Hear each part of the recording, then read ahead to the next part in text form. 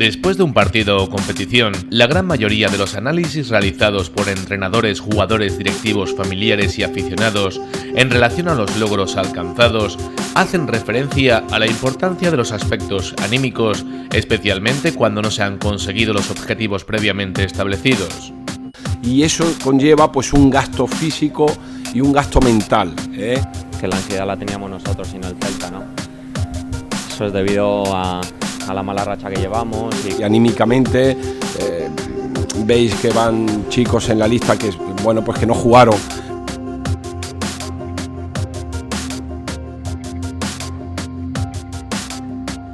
Cuando hablamos con entrenadores, con deportistas después de un partido, después de una competición, la mayoría de ellos suelen utilizar explicaciones psicológicas para referirse a lo que ha sucedido durante la competición.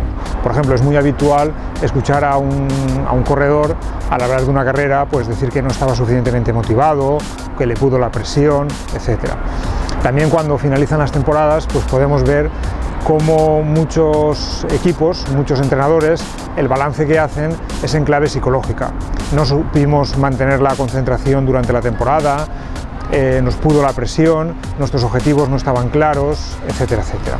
Desde hace bastantes décadas se han realizado numerosas investigaciones que han analizado la relación entre aspectos psicológicos y el rendimiento deportivo. ¿Cuáles son las conclusiones más importantes? Durante las últimas décadas se han realizado numerosas investigaciones con la finalidad de intentar aclarar cuál es la importancia de los aspectos psicológicos en los deportistas.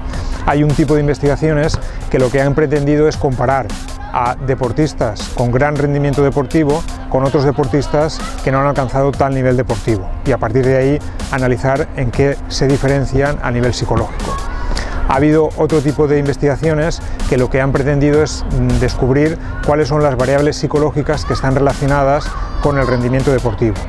Y en tercer lugar estarían las investigaciones que lo que han pretendido es analizar cuáles son las claves, el estado ideal del deportista cuando alcanza su máximo rendimiento. De forma similar a la planificación del entrenamiento físico, táctico, técnico, se debería tener presente en los entrenadores y competiciones las variables psicológicas que influyen en el rendimiento deportivo. Por ello, el primer paso es tener claras cuáles son estas variables para, posteriormente, aprender a controlarlas a través del aprendizaje de diferentes técnicas. Veamos cuáles son las más importantes y cómo se pueden manifestar. La motivación es una de las variables más importantes desde el punto de vista psicológico. Las temporadas de los deportistas son muy largas y muy duras. Se tienen que someter a fuertes entrenamientos y por eso es fundamental tener a los deportistas totalmente motivados.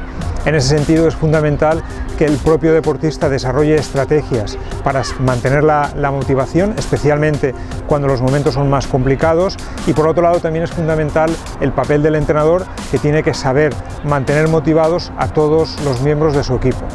Otra variable muy importante es el control de la ansiedad, del estrés. Una característica del deportista de la competición es precisamente ese, el fuerte estrés al que está sometido el deportista. Por eso es muy importante que los deportistas y sus entrenadores desarrollen estrategias para poder manejar las situaciones competitivas en las que hay un mayor componente del estrés. En ese sentido, el trabajo que realizamos con deportistas precisamente va en esa dirección, que desarrollen esas habilidades, porque al fin y al cabo un deportista tiene que someterse a la propia presión de su deporte más la propia presión de la vida. Los entrenadores también son muy importantes, ya que a veces ellos con sus comentarios, con sus acciones, pueden contribuir a presionar más al jugador, al deportista, y que esa presión se convierta en negativa. Pero también tenemos el otro caso en el que el propio entrenador puede contribuir a incentivar, a motivar más al deportista, sabiendo gestionar el estrés que recibe. La autoconfianza es otra de las variables importantes. Quizá es la más difícil de influir sobre ella, ya que muchas veces la autoconfianza de un deportista es el resultado de su rendimiento que está obteniendo. Por eso es fundamental el trabajo que el entrenador debe hacer a la hora de diseñar tareas que permitan que el deportista vaya alcanzando sus objetivos y que ese logro de los objetivos vaya reforzando su autoestima, su autoconfianza. También es muy importante el trabajo psicológico realizado con el propio deportista, que le sirva para analizar con exactitud lo que está haciendo. A veces hay deportistas que después de una competición solo miran los errores y de esa forma están dañando su propia confianza, cuando realmente su actuación no ha sido tan negativa. En ese sentido es fundamental el trabajo psicológico que les haga ver los aspectos positivos y centrarse en ellos. Una variable también muy importante es la activación cognitiva, los pensamientos que un deportista tiene a lo largo de la competición, del partido. En ese sentido es muy importante que el deportista aprenda a detectar cuándo tiene pensamientos negativos y aprenda también a gestionar esos pensamientos de tal forma que sea capaz de detener esos pensamientos negativos e introducirse pensamientos positivos que le ayuden a superar. Es muy habitual ver deportistas como puedan ser, por ejemplo, un futbolista que después de un error, de fallar una clara ocasión de gol, está 2, 3, 4 minutos manifestando claramente que está dándole vueltas a ese error. Ese error no le permite obtener su mejor rendimiento y a veces ocasiones posteriores la falla precisamente porque no ha superado ese error, es decir, todavía tiene su mente, sus pensamientos en ese error. Por eso es muy importante que el deportista sepa la relación que hay entre sus pensamientos y sus acciones, sepa descubrir cuándo está teniendo pensamientos que le están afectando negativamente y sepa introducir pensamientos positivos que le ayuden a mejorar ese rendimiento deportivo. La atención, la concentración, también es una variable psicológica muy importante. Hay que tener en cuenta que a lo largo de un entrenamiento, de una competición, el deportista está sometido a muchos estímulos muy diversos y es importante que sepa dirigir su atención a aquellos aspectos que son más importantes. Por ejemplo, un corredor de maratón, a lo largo de las 2, 3 o 4 horas que dura su carrera, tiene que saber diferenciar cuándo le interesa prestar atención a sus estímulos internos y cuándo le interesa prestar atención a los estímulos externos.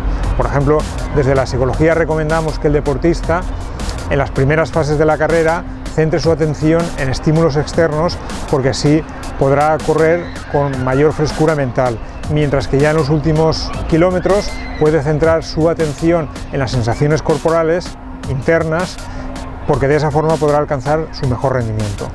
La cohesión del grupo, del equipo, es quizá una de las variables psicológicas más importantes en los deportes de equipo. Conseguir que un grupo de personas deportistas estén unidos, tengan un compromiso unido, no predomine el egoísmo, trabajen uno para el otro, es uno de los aspectos más importantes y uno de los grandes retos que tienen los entrenadores. Quizá hoy en día los entrenadores que logren el éxito son aquellos que, además de tener muchos conocimientos sobre el deporte que entrenan, tienen una gran capacidad de liderar al grupo. Por ello, quizá una de las variables más importantes. A menudo se da una situación paradójica consistente en conceder importancia a los aspectos psicológicos, pero no incluirlos en la planificación de los entrenamientos de los deportistas.